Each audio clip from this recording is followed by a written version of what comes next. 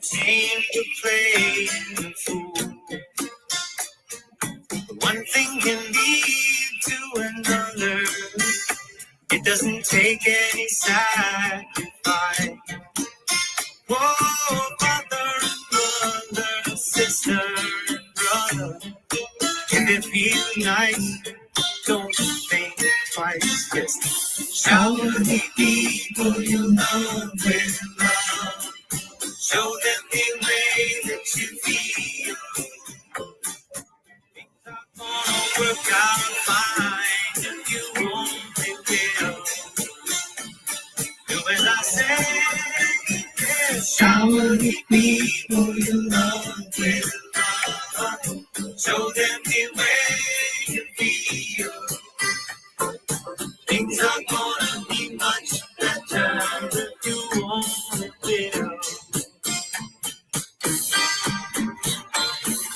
Olá, eu sou a Neivia Justa e esse é o Líder com Neivia. Esse programa no ar desde junho de 2020, há 5 anos. Conversas humanas inspiradoras com líderes C-level, membros de conselhos e empreendedores, representantes de todas as diversidades humanas em total igualdade de gênero, toda terça e sexta, ao vivo, às 6 da tarde, aqui no LinkedIn, no YouTube e no Facebook. Hi, everyone. This is Leader with Neivia. Today we're going to have a great, inspiring leader here with us. I'll talk about him very shortly. Eu sou uma mulher branca, de cabelo vermelho curtinho, estou usando uma blusa verde, um colar com um detalhe grande vermelho, um brinco vermelho, atrás de mim tem uma cortina branca. I will describe myself. I'm a white lady with short red hair, red lipstick, a green shirt, and a necklace with a big red icon and very short red earrings. Today we're going to have this conversation in English, as my guest is someone that I admire the most. I met him late last April here in São Paulo. Marc Levitt is the chief of Colorectal and Pelvic surgeon in Children's National Hospital in Washington, D.C. And he's also the founder of CTO, Colorectal Team Overseas, an amazing and inspiring and emotional project from my heart that I had the privilege to be very close to them last April when they were here in São Paulo. And I will tell no more. I will ask him to tell us who he is. Welcome, Marc. It's an honor to have you here with us. Thank you. Thank you so much. But you need to say why you were connected to CTO. Yes, my brother, Daniel da Justa, Dr. Daniel da Justa, is a very close friend of Marc, and they operated together a long time. And Daniel is part of the team, and he came to Brazil with the team this April. That's why I had the privilege to meet the group and to be very close to them. And you should be very proud of your brother because he's one of only maybe 3 or 4 urologists in the world, in the entire world, that can do certain kinds of pediatric reconstructions. And I invited him, of course, because he's a dear friend, but mainly because of his surgical skill and his beautiful Portuguese. And he operated very, very many difficult cases and helped many children during the time we were in Sao Paulo. Thank you, Marc. I'm very proud of him. Tell us your story from the beginning, because your story from the beginning, I don't know too. So who is Marc? Where were you born? Why did you decide to become a doctor? Tell us this story. Oh, wow. Okay. From the very beginning. Well, I was born in New York to young parents. My parents got married when they were only 22 and 20, which is Wow. not what's done these days anymore. My father was in his training to be a neurologist, a brain doctor, and my mother was a teacher. And I was the second in the family. My brother had a uneventful pregnancy, but at the very end had loss of oxygen during the delivery and was born with what's called cerebral palsy. And that influenced our family in a big way and definitely influenced my decision to become a doctor. My father was obviously a very strong influence on me becoming a doctor. I'm told that I said I wanted to be a doctor when I was 3 years old. Really? That's what they tell me. And I can tell you for sure that I wanted to be a surgeon when I was 12. When I was 12, I had appendicitis and needed surgery. And I remember, even to this day, being in the emergency room and having pain and like I never had before. And this surgeon came and told me I would feel better. And he did surgery. And the next day I was back to myself. And I was very impressed by that and said He was like a magical to you. it was magic. And my mother used to know that I like to fix things with my hands. So if anything in the house ever broke, like a vase, for example, or some jewelry that she loved, she would leave it on the table for me with a little bottle of glue, and I knew that it was my job to fix it. And then when I went to medical school, so I was born in New York, but only lived there for 2 months, and then we left. My father was in his training, so we were some time in Florida and some time in Boston, and then some rest of my time in near Philadelphia, cities that maybe your audience knows about. Yeah. When I went to medical school, I knew I wanted to be a surgeon, and then I did my rotation in pediatrics with children, and I really liked that, and I was very disappointed because I really liked pediatrics, but I wanted to be a surgeon. And then I remember one of my fellow students saying, you can do both. And I said, you can do both? He said, yes, there's something called pediatric surgery. I had no idea. I said, well, then that sounds like the field for me because I want to be a surgeon, but I also want to take care of children. I really like children. I like the language of children and how you have to listen to them and how you had to understand what they were saying, even if they were too young to speak. And I like the drama of having always the parents, sometimes even the grandparents, everyone involved Yeah. with the care. And also children are very resilient and they get better very quickly. And I really like that as well. So I then embarked on a very difficult road in the United States. To become a pediatric surgeon is not guaranteed at all just because you want to do it. Every year, of the surgeons that apply, of 110 applications, my year, there were only 20 positions. Really? So I was lucky to be accepted. I was very lucky to have a mentor named Alberto Pena, who anyone who knows anything about pediatric surgery knows who that is. He was the father of pediatric colorectal surgery. He invented an operation for children who were born without an anal opening. It's called imperforate anus. And a new surgery that was in 1980, so not that long ago. Surgical treatments were really from the 1950s in children. And before then, most children with congenital problems would die.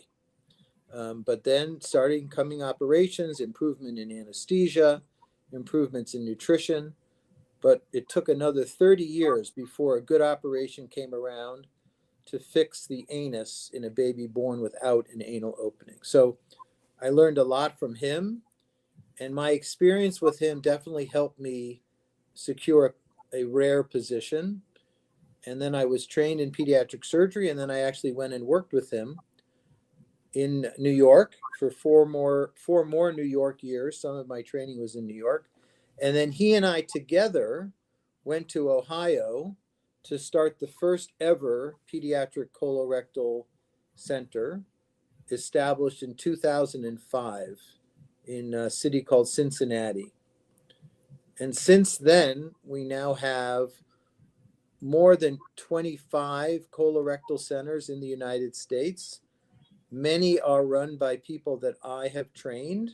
I'm very, very proud of that. It was always my mission to spread the knowledge because children and parents can't travel all the time to get their care. And there are, I think, 190 countries, and I now have trainees in about 30 of them. So I have 160 more countries to go before I retire. One of which I'm proud to say is Brazil. Great story. I loved it. And I had no idea of how big and how transforming it is. And you already talked about your purpose. So I understand that you have a huge purpose before you retire. Yes, the clock is ticking. There are many more children to help, and there are many more surgeons and nurses to train. Great, Mark. And when have you decided to create CTO, the colorectal team overseas? When and why? So in about 2005, I was invited to join a team going to Honduras to help children with pediatric surgical problems, and they asked me to do the colon problems while I was on the trip. And I went there with a couple other colleagues, and we were sitting there, and we didn't really like the way the team that invited us was managing the care. They weren't really teaching the surgeons, they were just sort of performing the surgery, complex surgery, and many cases were a little bit too hard to do in the setting where we were, meaning the child really would have benefited from more critical care like intensive care, but they didn't have intensive care. So we felt that the postoperative care was not going to be good. And we decided at that time to establish our own program that we could use our own philosophy for. And we came back to Honduras now as a team called CTO, Colorectal Team Overseas. So that was 2006. So now 19 years later, we've been to 30 countries and helped well over 4,000 children and have trained numerous surgeons and nurses in all of these locations. And of course, helped many children that we will never meet because those are the children that come to care the week after we left. And the question is, how did the team learn? Did they learn how to take care of those children? And I hope that they did. And from the work your team do, those kids, they can have a normal life after all the procedures, Mark? Yes, in large part, yes. And there are many strategies to manage the particularly challenging cases that may not have been born with all the sphincter muscles that you need to have bowel control. We still can get them clean. The goal is to get them clean for stool and dry for urine, and normal function from a gynecology point of view. The three parts of the pelvic reconstruction are the colorectal, the urologic, and the gynecologic. And all three of those systems are very close together anatomically.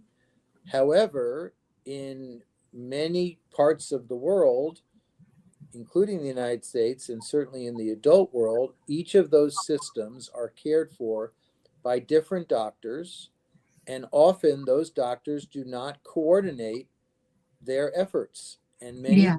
times they do care on the bladder, for example, when the solution would have been to fix the colon, because then the bladder might have been healthier with a better colon.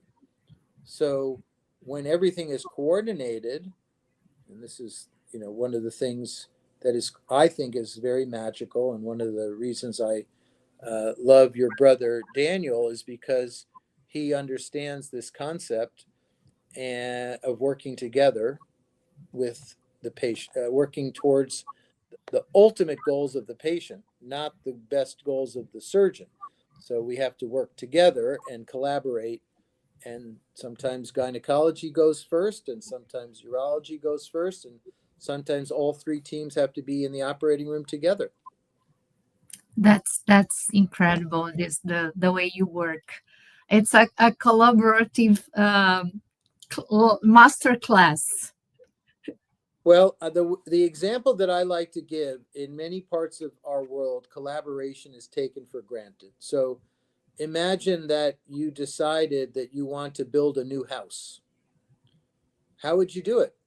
Well, you would hire an architect, and the architect would hire some engineers, and then you would need to coordinate the plumber and the electrician and the roof and the foundation, and you would sit in a room and you would show your design, and then you would start the project, and everyone knows when to come on which day.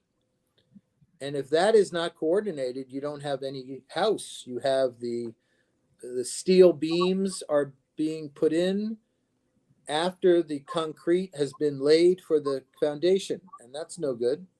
Yeah. But in medicine, it's often not very well coordinated, and anyone who's had care or their family members have had care, they realize that the care is often, the English word is disjointed. It's not coordinated, and that brings less good results. Now, of Yeah. course, you need a hospital that is willing to have all the doctors work on one patient at the same time. And that's not a very efficient or cost-effective approach. Yeah, for sure. However, if you do it well, then the patient comes to your team. And that is the business model. So, and of course, you want to help the patient, but the motivation is not always what's in the best interest of the patient. Yeah, and I love the way you tell your story, Mark, because you bring it very close to the business world. I love the story you were telling me backwards about the first man you approached that kind of funded the first trips of Yeah. CTO. Well, that's a fantastic story, and I was yeah. Thank you for reminding me of that. We talked a little bit just before the show went live, and I was reading the New York Times Magazine one day. This is about 20 years ago, and I was reading a story of something of an entity called Smile Train. Maybe some have heard of Operation Smile. Well, Brian Mullaney is a businessman who went on Operation Smile as a volunteer, and he didn't like what he saw. He thought the surgery was magical and helping many children, but at the end of the week, as he described it, they had many customers, I put that in quotes, who were not served. Why? Because they couldn't do all the surgery for the children that needed it in the time that the team was there. And he didn't like that business model because he's a businessman and he wants to serve all the customers. So he started he started Smile Train with the specific goal of having a sustainable model, meaning training the surgeons so that they can keep going with the skills and take care of future patients. So I wrote him a letter and I said I really liked his approach, and we had a similar approach in CTO. And I understand he fixes cleft lip and palate with his colleagues, but we bring smiles too, I wrote, in helping children produce stool and be clean in the underwear is also worthy of a smile. And the next thing I know is he called me and he thanked me for my letter and he said, we would like to support your program. And they funded several of our initial trips. And so we are very aligned in the business model. You know, and you have to be careful, use business. You don't want to sound like it's to make money. The business is help as many customers as you possibly can. And in this case, the customer is the child and the family, and the business is helping them with their colorectal problem. And so I really like that. And so we are very involved with training and connecting with the team, the surgeons and the nurses. In colorectal, the nursing part is equally, if not more important than the surgery. I like to say that colorectal surgery is about a 4-hour operation, but to get a good result, you need 96 more hours of care, all of which is nursing. Yeah. So without the nurses, you do not get a good result. It's sort of like if anyone out there has had surgery on their knee with arthroscopy, and then you don't do physical therapy. Well, the surgery didn't do much for you. Yeah. You have to correct the anatomy and then work on the function. And my job is to correct the anatomy, of course. Without the good anatomy, you can't do anything. But then you need to work on the function. And the working on the function is mostly a nursing effort. Yeah, it's great to hear that, because sometimes, at least here in Brazil, the nursery job is not valued as it should be. Marc, tell us how CTO works. How do you decide where to go? What are the partnerships you establish? How do you recruit your team? How does it work? Yeah, so the process really started about 20 years ago, and really it was the human factor. It's connecting to colleagues. I had a friend who was a surgeon in Honduras that invited me. Well, that just continued to grow with my reputation. I had a lot of surgeons reaching out to me and asking for help with a complicated case. Sometimes I would invite the surgeon with the patient to my hospital so I could help both of them, the surgeon and the patient, together, and established many friendships over the years. And then if I found someone who was particularly interested and energetic and wanted to be trained in colorectal, I would invite them. Nowadays, we have a grateful family that has donated money so that I can invite surgeons for 1 month of training. And I invite them and they said, oh, I'd love to come, but I can't afford it. I said, no, I'm inviting you and I'm paying your flight and your hotel in Washington, D.C. for 1 month. And they say, what? And I said, yes, you're invited and I will fly you here and you'll spend 1 month together with me and my team. And we will learn about colorectal so that you can take care of children better in your country. And then sometimes someone is so good that they want to spend 1 year of training. And then those are usually the people who then I go travel to, bringing the CTO team to that city, that country. When I'm there, surgeons from all over the country and the region come and we do a course together, and then they watch the surgery, and usually it's televised, which is exactly what played out in Sao Paulo recently. We did 20 surgeries in April, and had 120 surgeons from all over Brazil in a conference room, all learning together. So at that very trip, there's a surgeon who now wants to come for a year. There is another surgeon from another country who I met who invited me to that country. And so we are scheduled for trips 2 or 3 years ahead. Great, great. Mark, how do you describe your leadership style to make all this happen? Well, to be honest, leading a team that everyone is aligned with the goals is very easy. So it's very easy to get behind the mission of let's go help some children who need our help. There's no friction. Everyone knows exactly what the goal is. All the arrows are aligned in the same direction. Great. In most of our world, most people are aligned with you. Some are a little bit angled against you, and some are actually opposite. But when it comes to CTO and also my team in Washington, D.C., everyone knows what the mission is. Of course, there are ways around the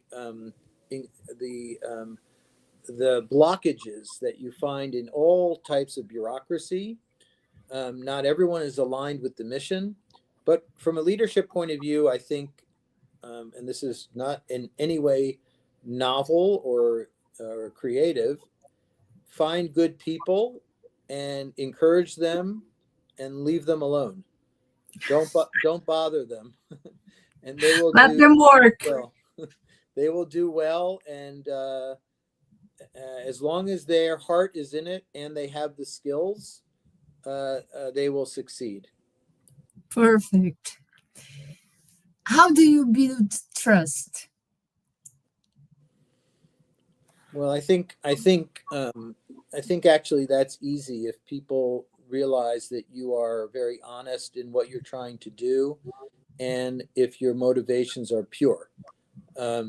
If your motivations in medicine are, no matter what, I want to help the patient and the family, then people trust you, and that's your team. And of course, the patient and the family. I'll tell you a cute story. There was a 10-year-old boy in my clinic a few months ago, and he did not speak English. They were from another country, and there was an interpreter.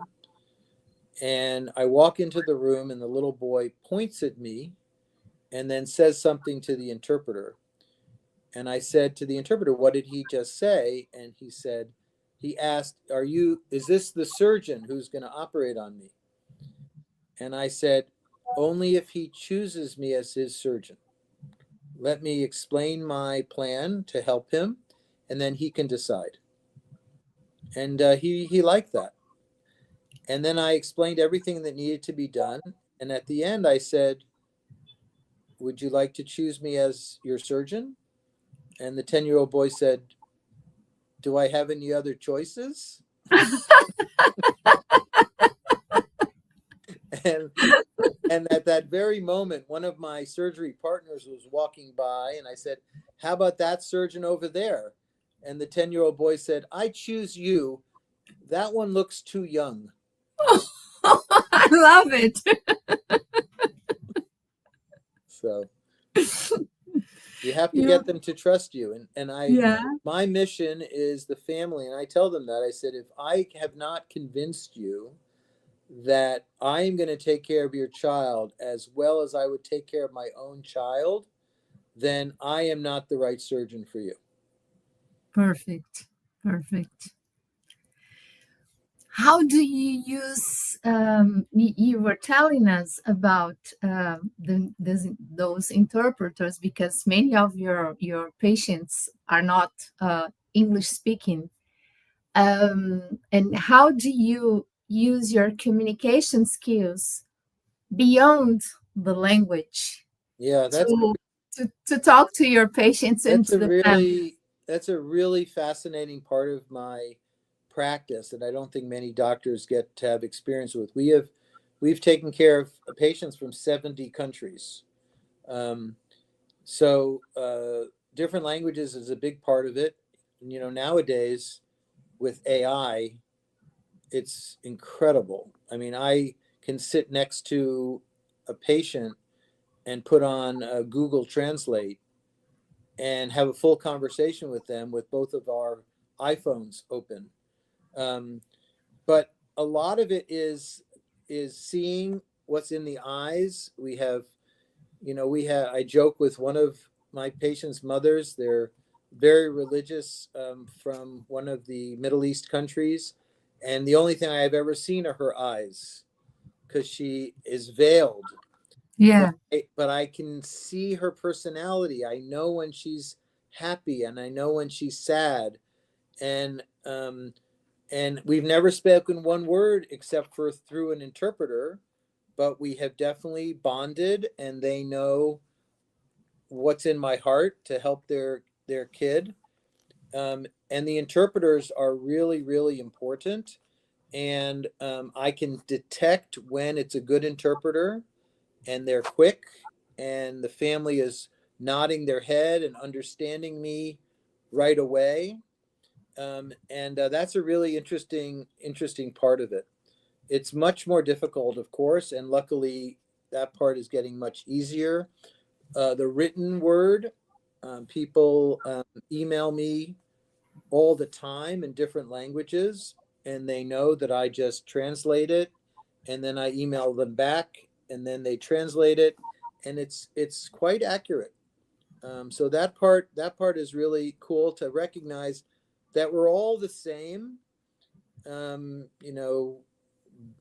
Being able to empty your bowels and is a human physiology that we all have to do, and no one thinks about it until something's wrong.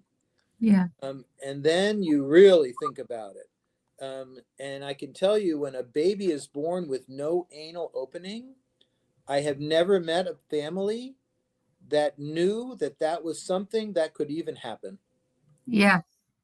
And they're shocked. They didn't know that that was something that could go wrong, and I have to explain to them, of course, and then, of course, plan for the surgery. And I think, on the mind of many Brazilians now is the recent passing of one of your famous singers, right, from a colon cancer. Yeah, Preta Gil, yes. And it's something that you don't really think about until something is wrong with the system. And of course, in the form of cancer, you can die. In pediatrics, we almost never have colon cancer, so I don't take care of that problem at all. But it's a good representation of the system that if it malfunctions, it's a real problem. Yeah. Yeah.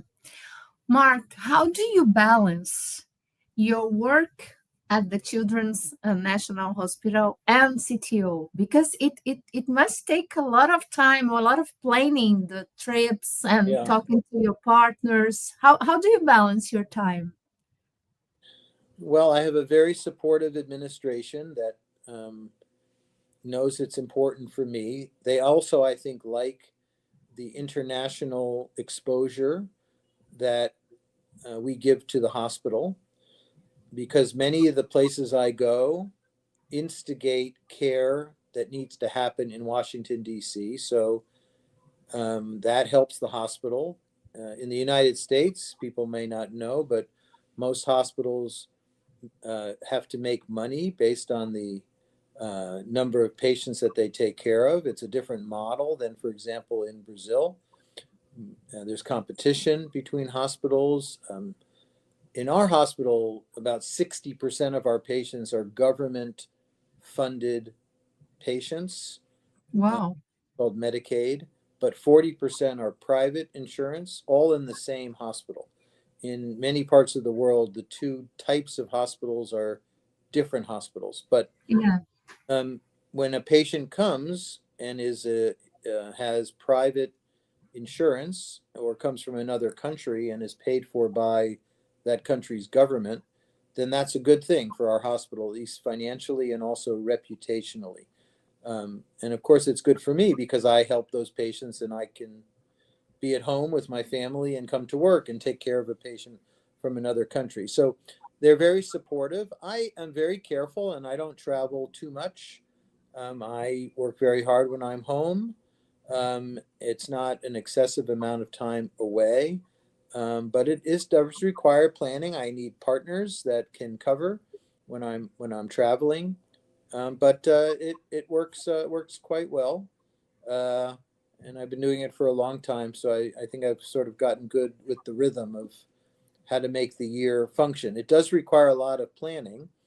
So, for example, I was even talking today with one of my friends, Ricardo Frank from Sao Paulo, who was my host in the trip that we talked about in April, and his colleague Mariella, who's the junior surgeon there, and we were talking about dates in 2027. So actually, we have dates, I think, the first week of December in 2027 to come to Sao Paulo. We're trying to come in 2026 also, but that's crazy, right? And my kids think I'm crazy because I'm asking about, they're all out of university and working, but sometimes we like to coordinate a vacation, sometimes attached to CTO. So I'll be saying, can we make a trip the first week of December in 2027 together? And they're like, I don't know what I'm doing tomorrow, Dad. What are you asking me? But so it requires a lot of planning. Yeah, I can imagine. Mark, how do you deal with mistakes? What is an acceptable mistake in medicine?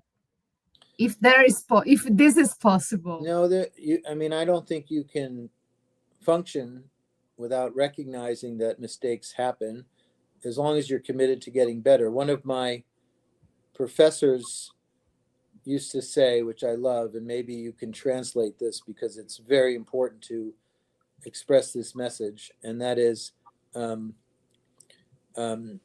good judgment comes from experience. Experience comes from bad judgment. Wow, let me translate it. Bom julgamento vem da experiência. E a experiência vem do mau julgamento. That's great. So bad judgment, i.e. mistakes, happen. You didn't choose right. You chose path to the left when you should have gone to the right. You waited too long to do surgery. You did the surgery too early. There are many things that can go wrong. There are many things that you can't control in surgery. You can plan perfectly well and still the patient can have a problem with the wound not healing well. Those kinds of things are very hard to defend against. In fact, one of the things I like about pediatrics is those kind of things are less common. In adults, you can do everything right, and then the patient can get sick for a different reason. Yeah. Your surgical result is compromised because they didn't have a good heart. That doesn't really happen in pediatrics very often. But you need to be committed to learn from your mistakes. And many of the things that I do well now, I did wrong once, but never twice.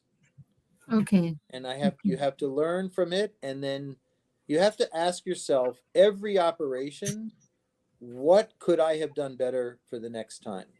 And sometimes the answer is that was perfect, great job.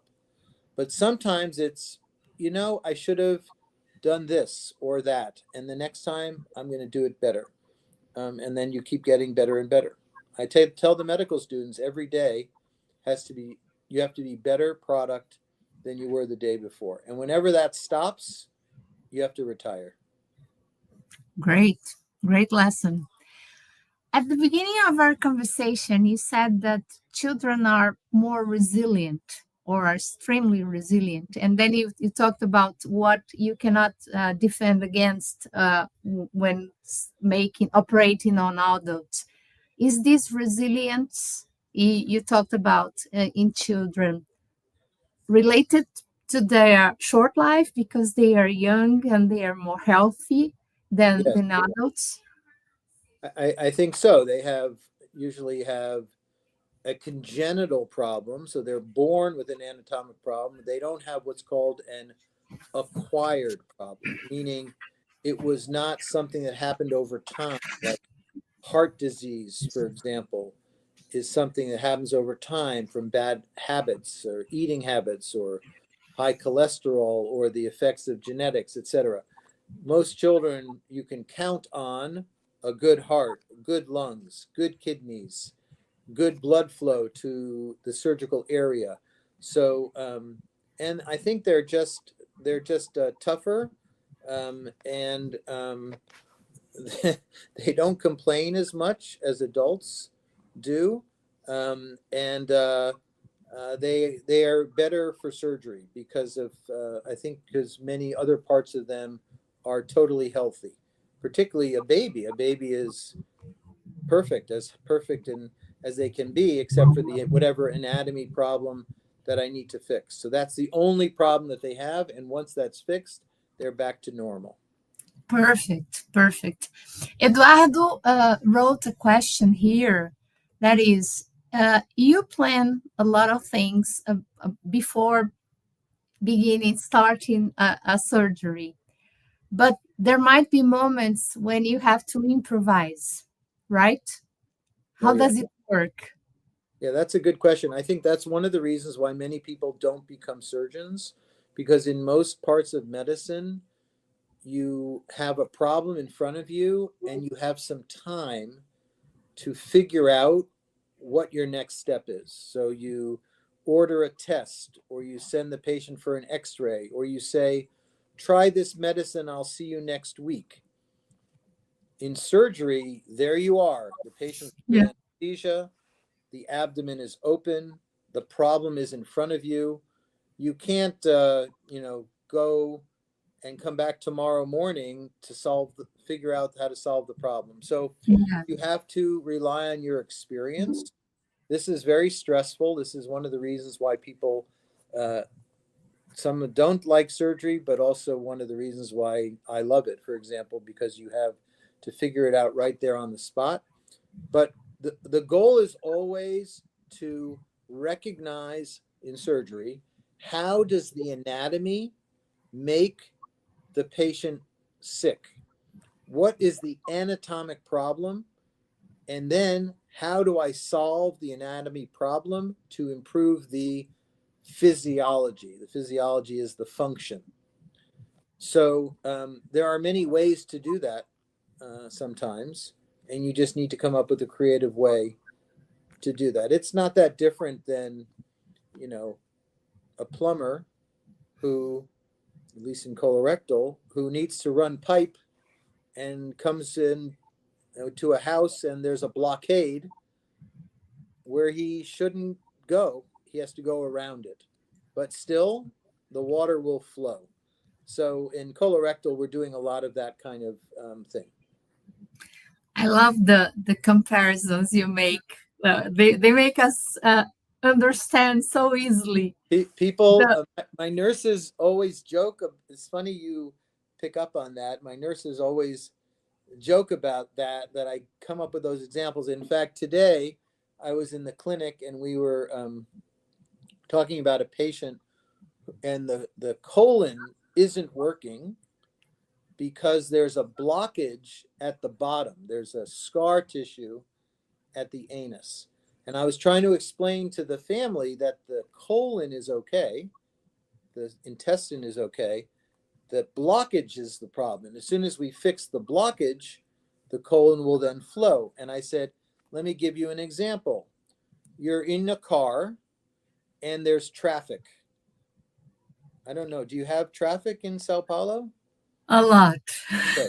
So you're in a car and there's traffic, and then someone comes and puts a curtain around the car, and they bring in a mechanic with a blindfold into the curtain, and you say, my car is not moving. Can you help me? And the mechanic checks everything and says, the car seems fine. I know, but it's not moving. I'm not moving for 3 hours here. Something's wrong with the car. And then they remove the curtain, and you see that 1 kilometer ahead, there is a traffic with police, etc. And that's why the car isn't moving. So the car is fine. Just fix the traffic. Yeah, perfect. Perfect example. Mark, you talked about how AI can help you today to communicate with your patients from abroad. How technology and how AI is helping your work in medicine right now? Yeah, this is a really big and growing field, and I find many parts of it extremely cool and trying to keep up in it. There are several answers to this question. Well, for example, in medical education, things are very, very improved and different. When the medical student asks me, what should I read? I say, ask AI. Don't go read a book. Ask AI. I have a 1-day-old baby that was born with no anal opening. What do I need to know about this child? What are the treatment options? And AI will organize in a way, taking from all of the world literature, a very nice explanation of the different problems and the solutions in a way that a book could never work. So that's medical education is changing. Yeah. For another example, if I have an article that I need to read, and I don't really like to read without doing something else. I like to read and walk the dogs. I like to read while riding the bicycle. I like to read like while going to work in my car. So you can now take that article and convert it to a podcast with AI, for example, in a very nice conversational way.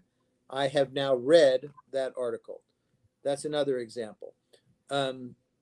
I believe soon AI will affect what happens in radiology. The computer will read the images. It's already being done for mammograms, for example, finding breast cancer. Yeah. I predict AI will help read pathology slides. We're even working on a project to, in Hirschsprung's disease, which is another condition I take care of, to have the computer read the slides. Many parts of the world do not have a pediatric pathologist, but they can make the slide. So they could upload the slide to a website and the computer could help them make the diagnosis. So that's going to change. One day we might have, like a self-driving car. We might have a self-operating robot. Really?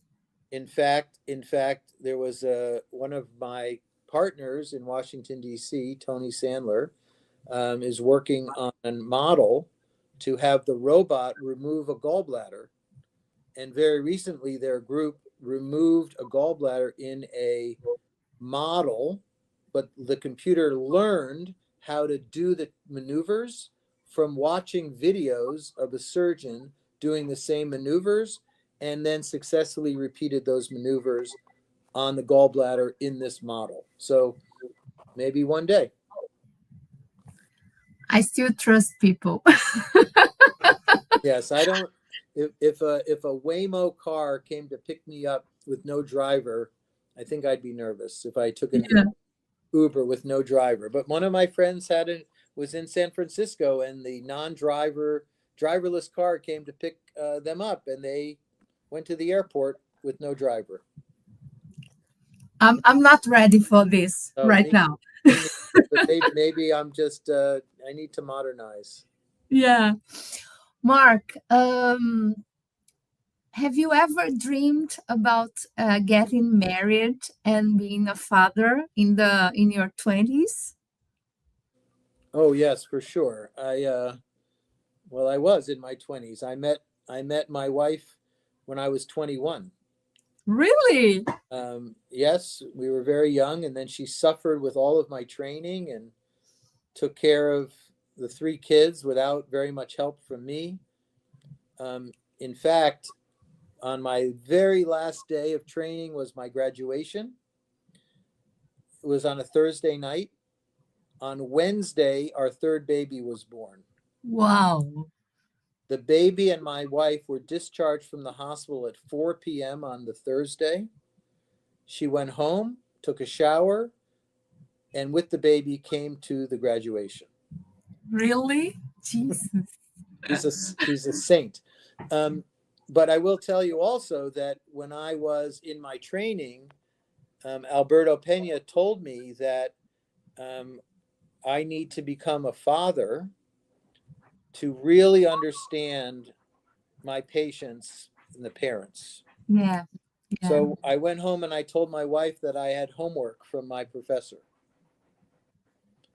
I had an assignment To from my take care of professor. the kids. No, to make a kid. To make the kids. I told her I'm very sorry, we have no choice. Professor Pena sent me home and said I need to become a father. Great, great. So I was about to ask you, what have you learned with your kids? So now I have the answer. You learned how to Oh, become this amazing doctor and surgeon. yeah, well, they teach me something every day, and they're very understanding of my excitement about going to work. I don't really feel it's work. I love it. They've been, they know that I'm at dinner and I might get an email or a phone call about a patient, and it's I try very hard to compartmentalize, but sometimes it's not so easy. But they've taught me a lot, and they're all different in their own way, and they have been patients themselves. And I've been in the waiting room when my daughter, for example, needed surgery, a minor surgery, but it was very stressful, and I understood what it feels like to have your child in an operating room. Yeah, Who knows what's happening in there? yeah, And I feel for the parents. yeah. Great, great. We were talking. How old are your kids right now? They're all finished with university. They're all in their 20s. So one's about to be 29, one's 25, and one's 23. Great. Before we started this conversation, this live conversation, we were talking about Mariela, the surgeon that is going from Brazil, that is going to probably be 1 year with you. And I said I was very happy because it was a woman. And you told me that from the 10 hires you had for your team, 9 were women. And I wanted you to tell this story and also the story that you operate like a girl. Sure. Well, that's Mariela Azevedo is incredible colleague who organized every detail of our trip to Sao Paulo, and is going to come for a year to train with us. She's the future of Brazil in colorectal. I have 12 surgeons on my team, 2 men, 10 women. I have hired 9. I hired 10 people, 9 of them women. They're the best, not because they're women. I just picked the best. So it's how it turned out that way. There was no intentionality about that at all, other than hiring the best person. But I was telling you that there was an article in the British Medical Journal that explains that women are better surgeons than men. They have fewer complications. They found them to be more patient. They found them to be less likely to convert to an incision when they're working on a laparoscopy case. And really good data, like 20,000 cases analyzed. So I sent that article to my team, and I said, because of this article, I need to step down as your chief because we need to have a woman. And one of my partners, one of my urology partners, Bryony Varda, wrote back, "You can stay as our chief because you operate like a girl." And then she gave me a list of the things that I do that she feels are more girl-like. For example, patience, collaboration, conversation, asking other people's opinion when we're doing the surgery, et cetera, et cetera. So it was a very proud moment. I sent that to my wife and my two girls. I have a boy and two girls. And I said, this is one of my most proud moments in my surgical career, to get this email that I operate like a girl. That's great. I loved it. Marc, what was your biggest learning during the pandemic? Well, the pandemic was interesting for us in colorectal because we only really took 2 months off because our cases were considered urgent. So obviously things were very quiet in March and April 2020, but we were busy starting from May 1st when the operating rooms sort of reopened. They were, of course, open for anything very dangerous, trauma or things like that, but they opened the operating rooms for anything that was considered urgent, and all of our cases were qualified for that. And what I learned is that we need human contact. We missed that. I started a email every Monday. I sent out a quiz on some colorectal question, and it grew to 600 people around the world. And actually that group of email quizzes is now coming out as a book. Wow. Shortly from the pandemic. So everyone wanted to bond. We learned how to communicate through video. So we became much better at taking care of our faraway patients because we could see them and talk to them. And now it's part of my routine. Every Tuesday afternoon, my entire clinic is by video with people from all over the world. And our team needs to know about time zone differences and and needs to book all these different interpreters for the video call, et cetera, et cetera. So that part has been very interesting. Our surgical technique obviously was the same. We were already in a very sterile environment. Wearing a mask was not surprising. That was something I did every day. Of course, not walking in the hallway, but now during the pandemic we did. It was very scary to come home, and I was always worried about, because I went to the hospital every day, and I was very worried about bringing COVID home. Yeah. Changed clothes, and all these crazy things that we used to do. So it was a crazy time. It's hard, even though it was so recently, it's even hard to remember what it was like. Yeah, for sure. How do you take care of your health, Marc? Well, I'm a very avid Peloton rider. We bought a Peloton during COVID, and I haven't missed an every other day for the last 4 years. Wow. I'm proud to say. That's mostly it. Try to eat well, although that's not so easy to do. See a doctor, do my usual screening, even though it's terrible to have a colonoscopy. Well, it's not so bad, actually. The drugs are a little bit fun to undergo, but you need to get your colonoscopy at age 45. So Yeah. if colon cancer is on the mind, in Brazil, make sure to get your colonoscopy starting at age 45. So of course I do that. I'm happy I have a job that is I think no stress. I enjoy it. I like going to work, so I don't have much stress in my life. I have a wife who takes care of many things for me, and our family. So no stress is also very important, and to take some Yeah. time to relax. How about sleep? Do you sleep well?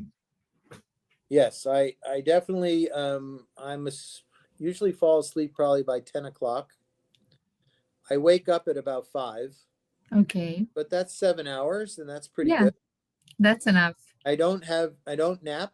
I'm not tired at all during the day. Maybe a small nap on the weekends. But yes, getting sleep also very important. And what prevents you from having a good night's sleep? Well, I sometimes worry a little bit about the patient that I operated on that day. I think about anything that can go wrong. So sometimes that wakes me up a little bit in the middle of the night. But otherwise, I think I sleep pretty well. What is your biggest dream, Mark? Well, my biggest dream is to have a happy and healthy family and have my 3 kids launched in their lives and happy, and meet grandchildren one day. Professionally, I want to set up colorectal care in as many locations in the world as possible so that children can get the care after I have retired. That is a mission, and that requires a lot of work because it's not so easy to get the experience to be able to do these kinds of cases. So I recognize that's an important challenge that the clock is ticking. I have a lot to do in that area. Yeah, for sure. What are, in your opinion, the 3 biggest skills or abilities a leader should have? I think to put yourself in the other person's shoes, understand what's happening in home with their family, what their career goals are, and trying to make them successful. Your job is to clear the path for them. I think it's important to always show the mission, always consistently say what is on the plan, why you're doing what you're doing, and never deviate and never be inconsistent so that people question your motivations. Yeah, And then I yeah, think it's important to demonstrate that you're willing to work hard, come in early, stay late, be willing to do the hard job, be seen doing the menial parts of the work, come in on the weekends sometimes, show them that you're part of the team. a question came here, raised here. Do any of your kids are doctors? Yeah, I get asked that a lot. No, No? they're not. One is is an engineer, but currently is working to organize youth in a camp, using her skills that way. One works for American Express, has very business analytical mind, and one works in sports. So no, none of them became doctors. I hope it wasn't because they thought I worked too hard. Maybe your grandchildren Yeah, will be doctors. we'll see. Yeah. Mark, if you weren't afraid of anything, what would have you done that you haven't done yet? Oh, I don't know how to answer that. I've done everything that I've wanted to do. I'm definitely afraid of rides in an amusement park. I don't go on the roller coaster, but I hear that's a lot of fun. I don't go zip lining, bungee Okay. jumping, parachuting. I don't do any of those kinds of things. If I didn't have that fear, maybe that would be a lot of fun. I don't know. Yeah, I'm afraid of that as well. And most of the people that come here, they say they wouldn't do those things to as also. So we are coming to the end of our conversation, this amazing and inspiring conversation. I'm so glad that you came. And before I ask the final question, I just want to thank everyone that was together with us here today.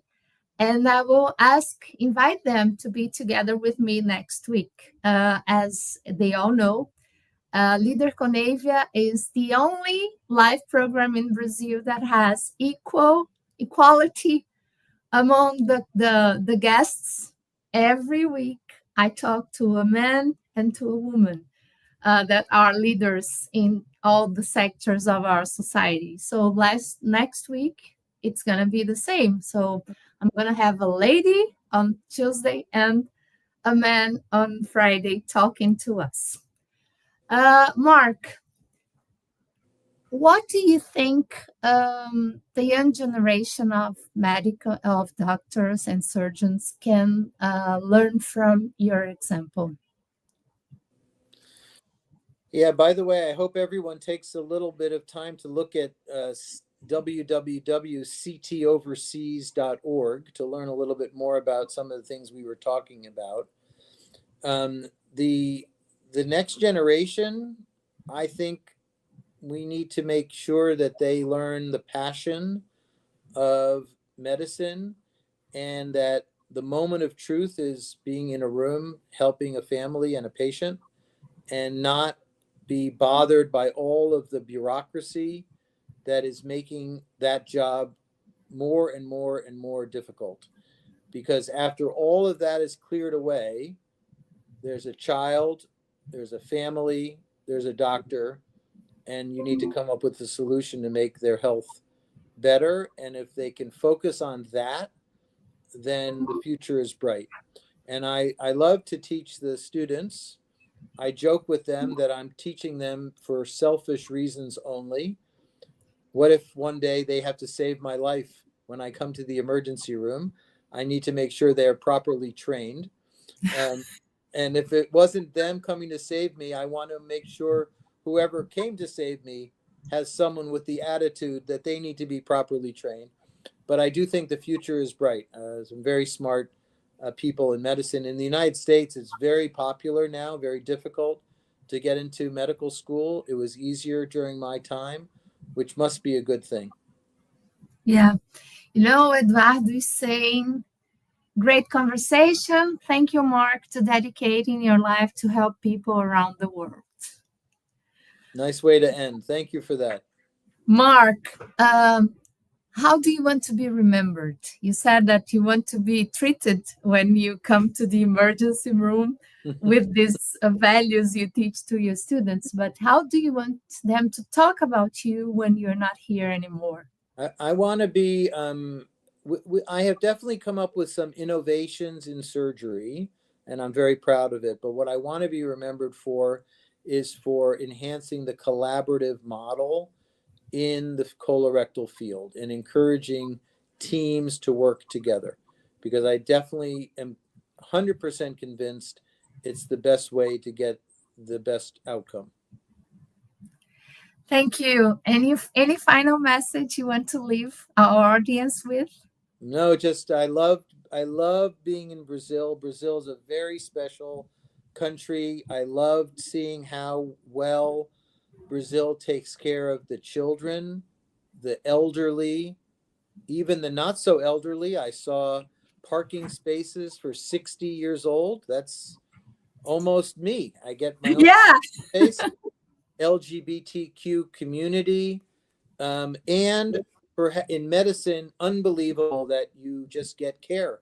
No worry about insurance. Everyone gets care, They go to the hospital, they get good care, and the quality is very, very good. So it's really fun to interact with you. Nice to have met you in Sao Paulo. Thank you to Daniel, to Justa for making the connection. Brazil's a wonderful, wonderful country. And if things continue to be crazy here in the United States, maybe I'll come and move to Brazil. But I have to Wow. I have to learn Portuguese, which seems very, very difficult. I can teach you. If you decide to come, I'll be your teacher. Very good. Thank Marc, you for taking time. It was beautiful to be with you. thank you. Thank you for your time, for your example, for everything that you've been doing for this past 30 years. I feel very honored to get to know you and to have you here with us. And I'll be happy to be with you when you come next time to Brazil. All right. I look forward to that. Have a great weekend with your kids and your wife and Thank you. your patients. Thank you. Bye-bye. Bye-bye, Marc.